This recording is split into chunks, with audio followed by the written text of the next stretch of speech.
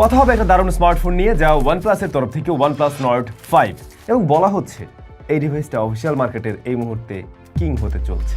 খুব স্পেশাল কিছু অফার করছে, সে যে প্রাইস পয়েন্টে আসছে ওটার আশেপাশে অন্য আরও বেশ কিছু ব্র্যান্ডের ফোনও রয়েছে নিশ্চয়ই, সেগুলোর সাথে কম্পিটিশনে উনি অনেকটা দূর এগিয়ে আছে বেশ কয়েকটা কারণে। ফার্স্ট অফ অল, এইটার যে পারফরমেন্স সেকশন, মূলত এসওসিটা বেশ পাওয়ারফুল, স্ন্যাপড্রাগন 8S Gen 3 রয়েছে এখানে। দেন এই ফোনটাতে ভালো একটা ডিসপ্লে আছে, ডিজাইনটা আমি বলবো সিম্পলের মধ্যে গর্জিয়াস করার ট্রাই করছে।